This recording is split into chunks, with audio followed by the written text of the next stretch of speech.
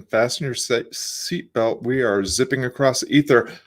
StreamYard says we are live. Pulse check. I feel alive. How about you, Kristin? How you doing?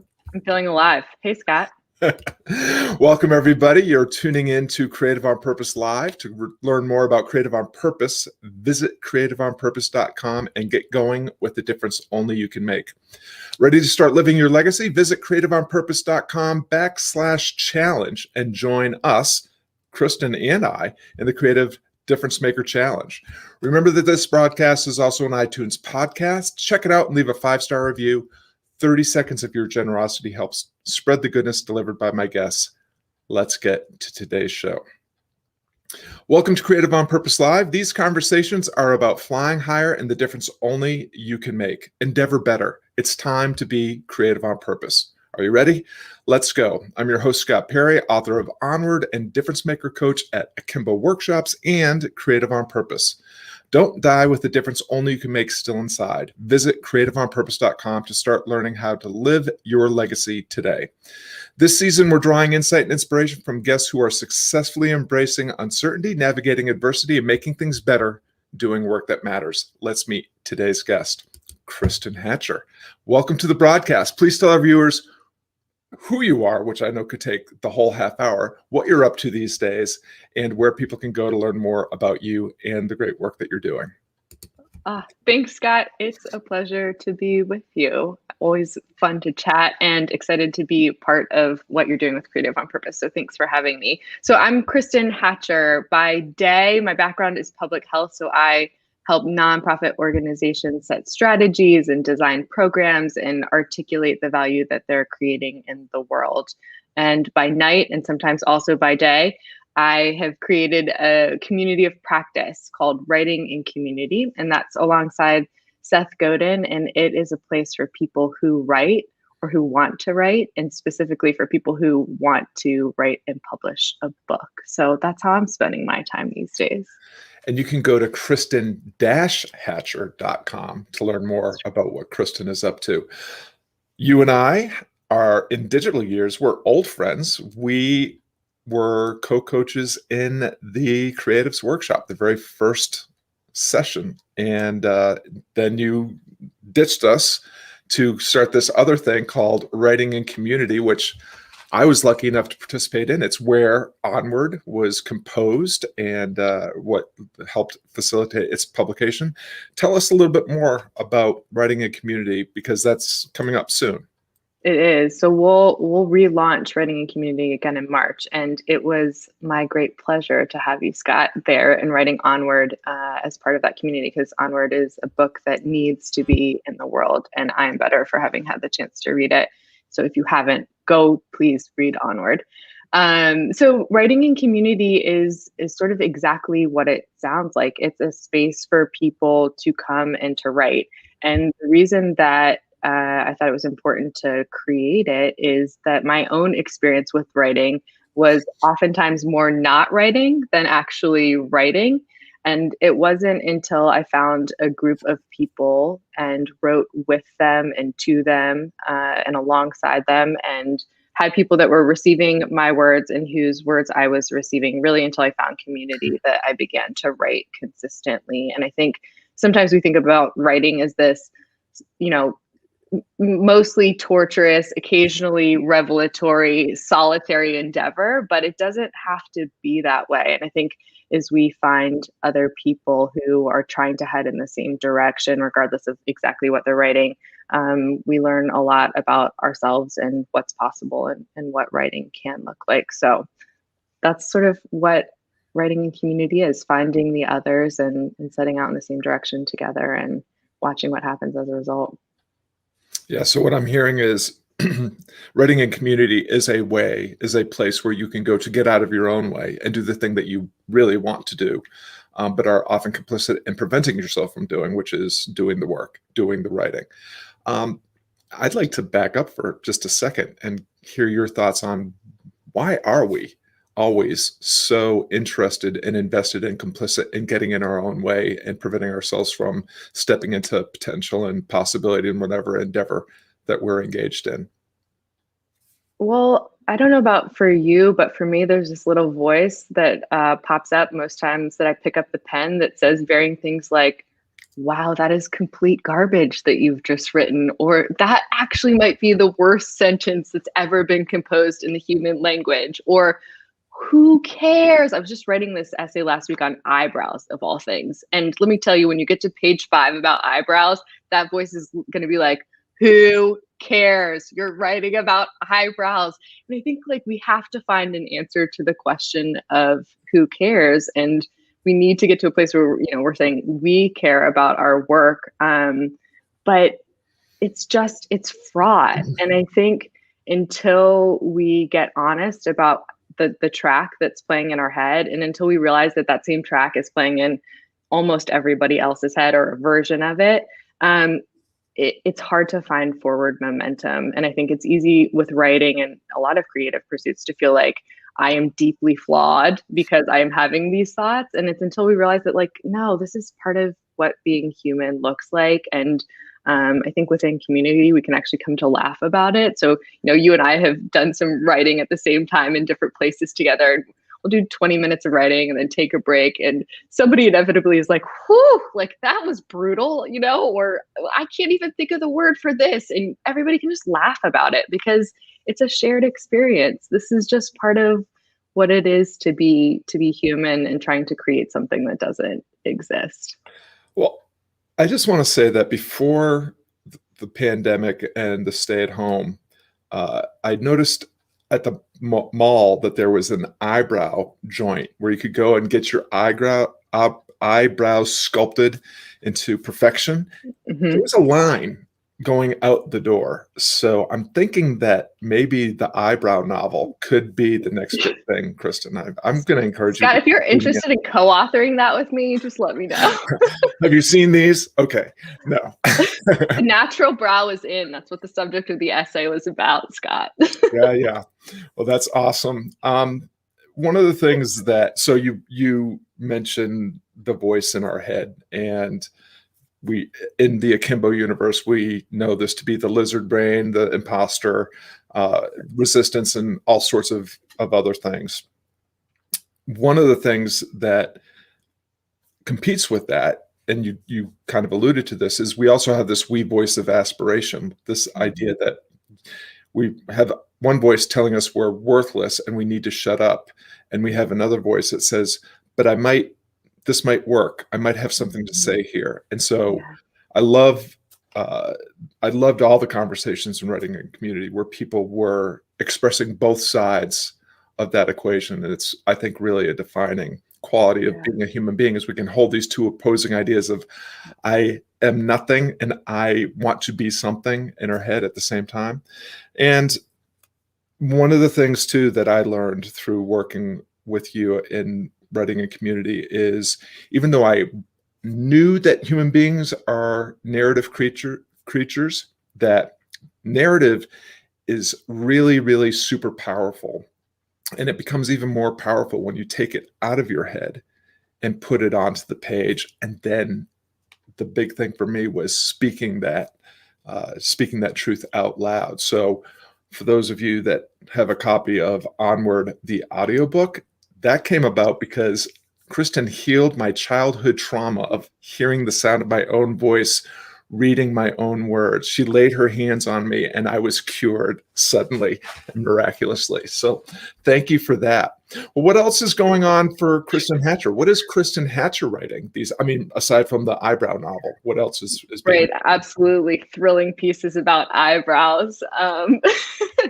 So I am working on a couple of different things. I am writing about writing, which is a little bit meta, but I'm so fascinated by how we come to actually pick up the pen and face ourselves. And so I'm spending a lot of time thinking about that and writing about that. And in my other life as a public health professional, a lot of my work and background has been around two things. One, behavior change. So how do we help people make the decisions in terms of their own health that they want to make and that are good for them? And then around accompaniment. So in some ways, it's sort of two parallel tracks that are really meaningful to me, both in terms of health and writing. But I think, how do we do the things that we want to do is a really interesting question to explore. So I'm thinking about that a lot right now in terms of what I'm writing. Awesome. What's the origin story for Kristin Hatcher, the writer? When did your journey and adventures in writing begin? Yeah, so it was mostly, like I said, not writing through my 20s.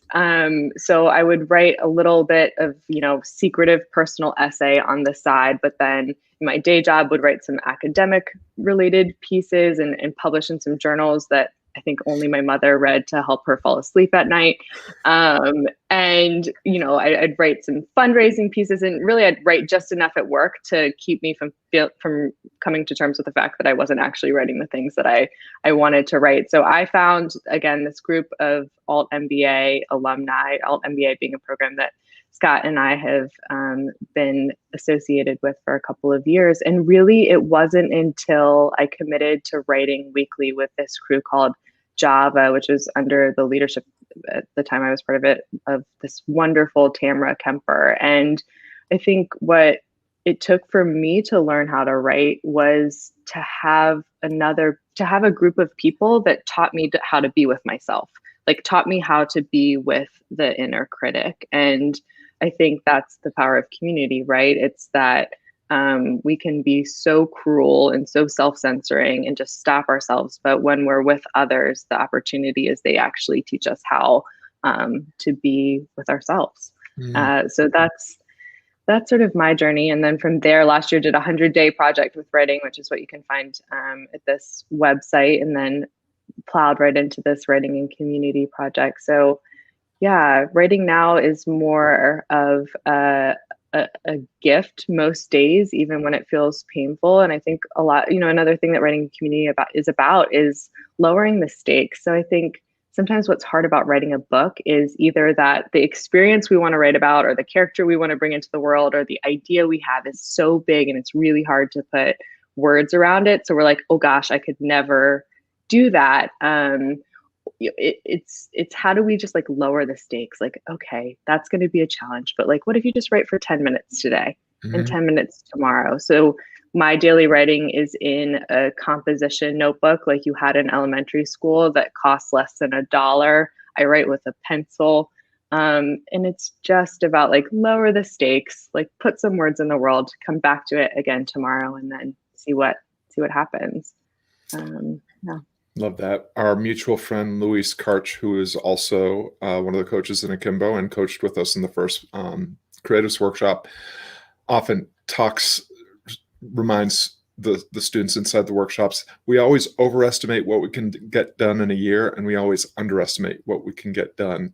We always overestimate what we can get done in a day and underestimate what we can get done in a year. And I don't remember how many days the writing and community gathered, but it had to be over 100 days. 184. Yeah. Okay. So almost twice that. Yeah. And so it's incredible what happens when you look at even just a month's worth of, just sitting down and promising yourself that you're going to write for a minute. Because if you sit down and write for a minute, the likelihood that you'll write for additional minutes is very high. And so many books were published. I remember the celebration at the end that you had with Seth Godin, and he put all the books that had been published in the background behind him. And it was just really phenomenal to see that you had created this container, with Seth and with the coaches and so forth, that it was a catalyst for bringing all this great work out into the world. I'd be curious. So writing in community is a way that we can navigate our way through the imposter and through the resistance, but we're not always able to write in community. What are some of the other strategies that you've found useful for when it's just you and your pencil and the composition book? What are some of the strategies you use to make sure that you push through the resistance and get words on paper?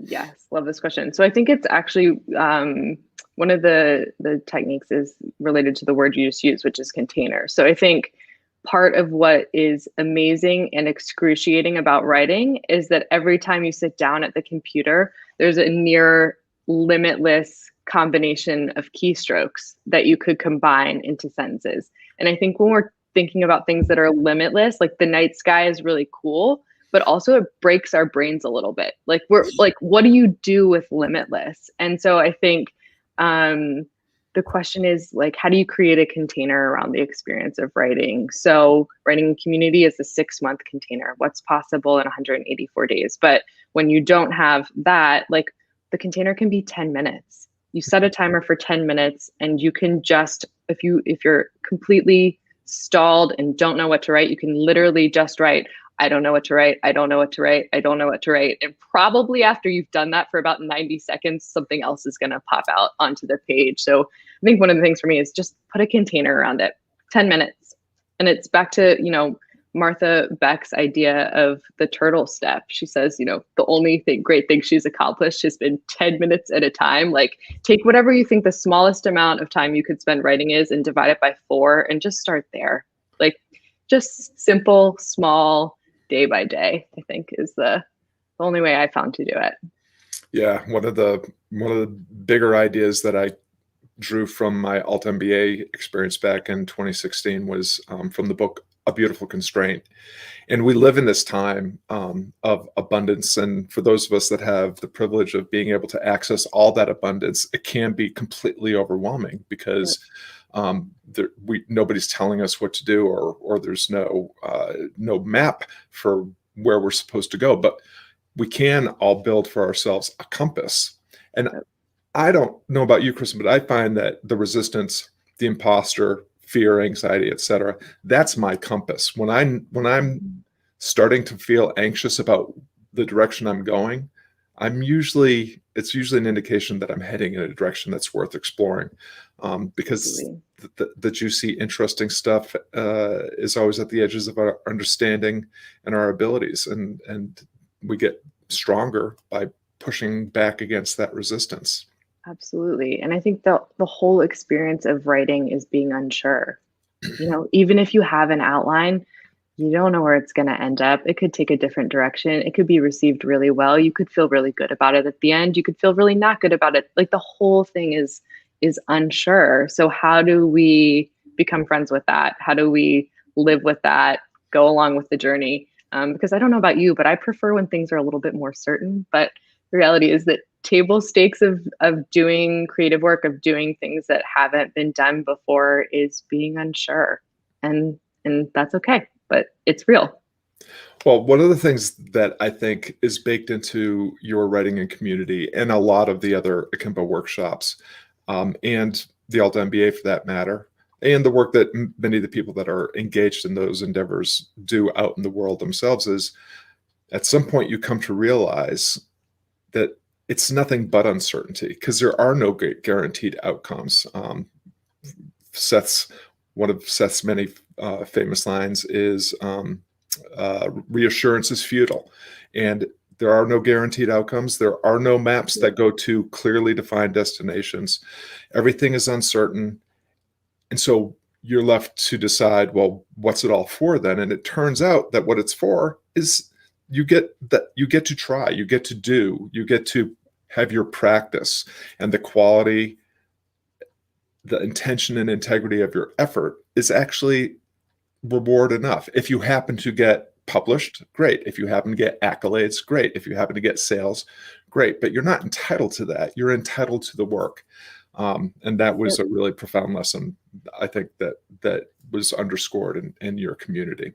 Absolutely. And I have this vivid memory of talking to a mentor. I was working on this project and there was just no clear pathway forward. And I really cared about it and I really wanted it to work. And so I asked him for advice, and what do I do? And he was like, I don't know. Like, we make a decision, and it's hard. Oh my, trying to make it work.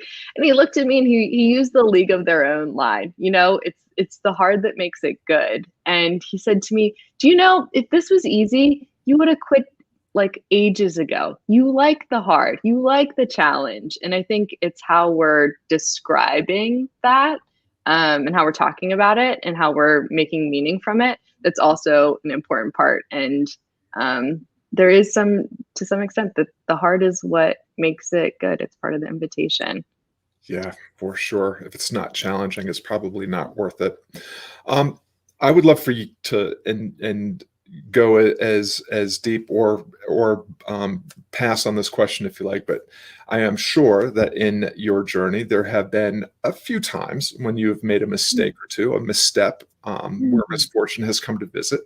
I'm wondering if you're willing to share one of those moments where perhaps it was a misstep or a mistake, but you were able to find a silver lining, flip the situation into an opportunity, or just learn something that was really important to you for continuing the journey beyond the moment. Anything? Yeah. Well, let me think really hard about a mistake, because there's so many to choose from. One that I've been reflecting on recently is actually the first time that I met Seth. And I was sharing a bit about the work I was doing at the time. And then I was sharing a bit more and a bit more. And finally, he just looked at me and said, what is it that you actually want to be on the hook for? And I didn't actually have a very good answer to that at all. I was mostly like looking down at my feet and shuffling them around and trying to look for the nearest exit. And after that, there were some things that changed in life and made me recognize what a significant question that was and how significant it is to find an answer to that question. So I think a mistake is really having a period of time where I didn't have a great answer to that question. Also, it looks as if Scott may have just dropped off. Oh no, I'm still here. Okay. It looked like you went off the screen. I was like, oh dear, here we go. It was a neighborhood beautification project. I just thought, we'll get rid of the old guy. Stop. There you go. No. Have I mentioned that I'm technology man, Kristin? I don't know why I doubted you. I mean, my goodness. Well, I love what you were saying about navigating mistakes and misfortune, because they are inevitable. Work that matters is always fraught. And embracing that. And one of the things I impacted Onward was this idea, like, when did you forget about what it felt like to be a fearless creator? When you were a child, you did not have conversations in your head about, oh, I don't know if I should try to walk it. It looks really scary and I might not do it right and people might laugh at me. I mean, you just, like, people are doing this walking thing. It looks kind of fun. I'd like to be mobile. I'm going to get up. Oh, I just fell down. And then you just, you do that over and over. And there's usually, maybe there's some bumps and bruises along the way, but there's also a lot of giggling and a lot of joy. And then there's the thrill of the first step, followed by the second step.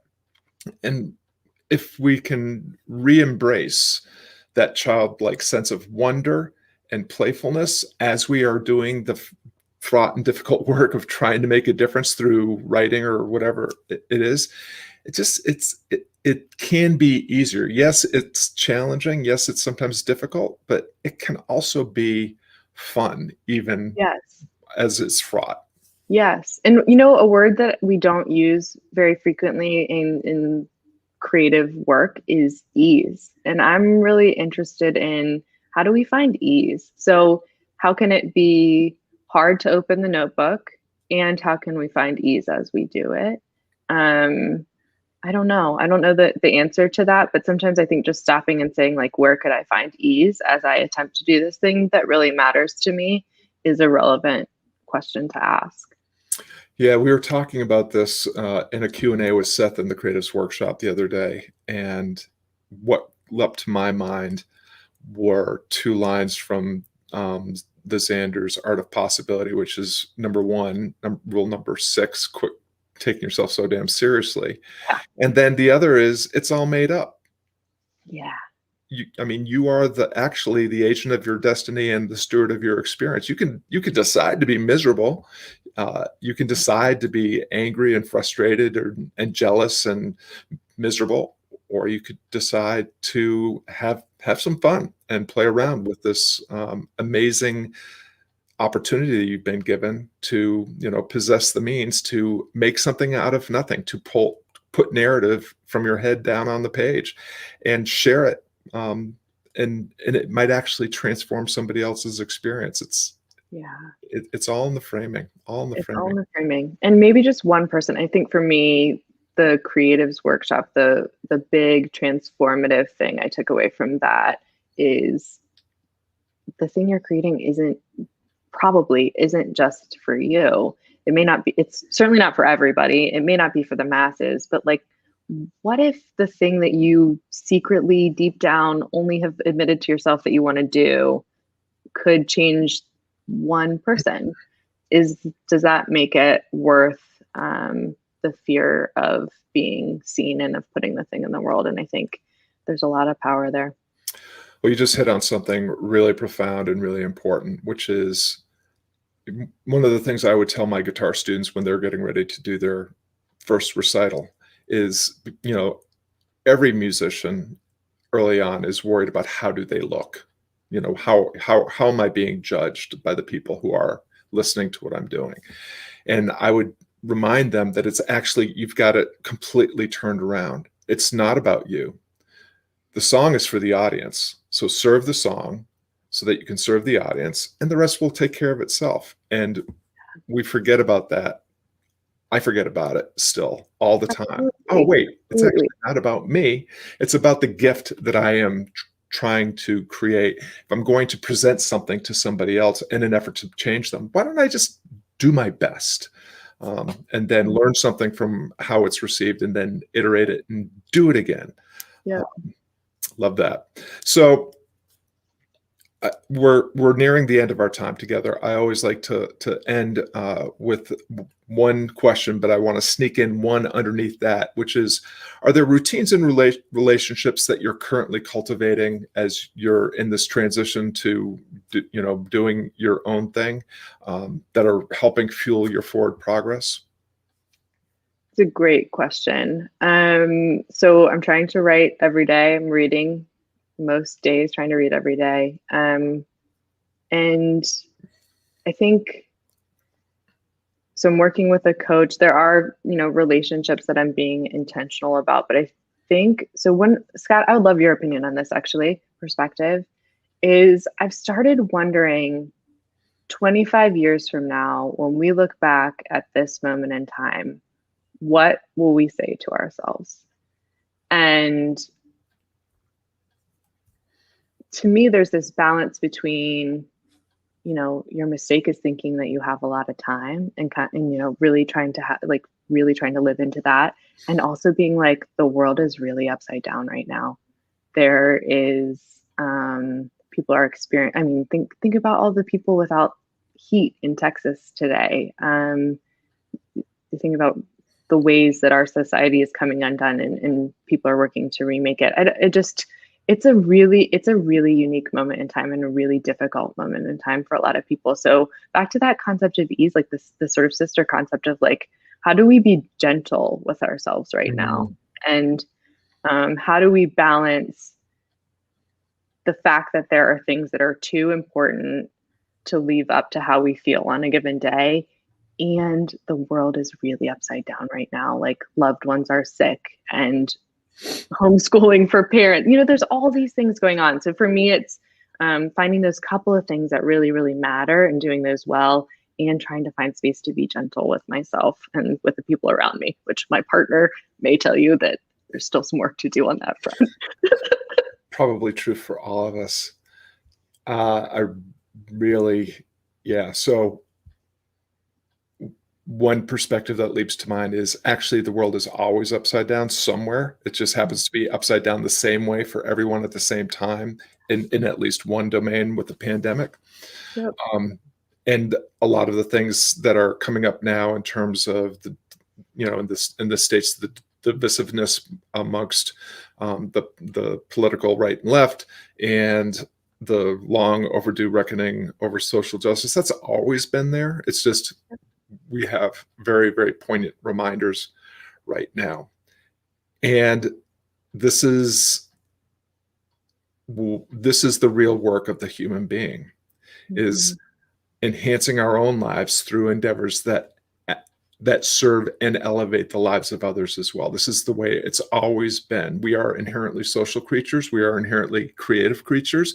And on a good day, we are inherently rational creatures. And if we can employ all those things to the difficult problems that we face at any moment in any day and do that together, we can make progress. And that's all you get. I think it circles back to the effort thing. All you get is the quality of your effort. And when you are gone, whether it's 25 or 50 years from now, you will be remembered not for what you left behind in terms of money and monuments. You'll be remembered for what you did and how you showed up in the world and the difference you tried to make every single day.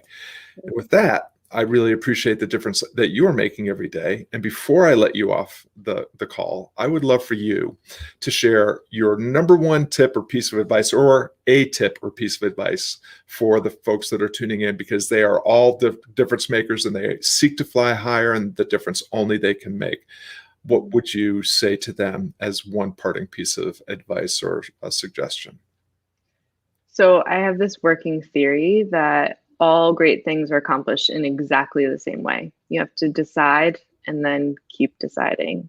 And so that's the reason I enjoy doing some longer triathlons, because it's the act of practicing, deciding, and reducing it down sometimes to like this step and one more step and one more step. And I think whether you want to do an Ironman or be a great partner or build a business or write a record or a book or whatever it is, I think, how do you commit to that process of deciding? And then you have to keep deciding and keep deciding. And I think as we are faithful to that process, great things can happen. I love that. Decide and decide again. It's all you get to do. Love it. Well, thanks everyone for tuning in. Kristin and I really appreciate you lending us some of your valuable time and attention. We hope today's broadcast motivates you to lean into an endeavor that matters with greater curiosity and courage. You can learn more about my friend Kristin at kristin-hatcher.com. And of course, it's always great to see you at creativeonpurpose.com as well. Now, take the insight and inspiration from this conversation and keep flying higher, and the difference only you can make. Kristin Hatcher, thank you so much for your time. Thank you, Scott.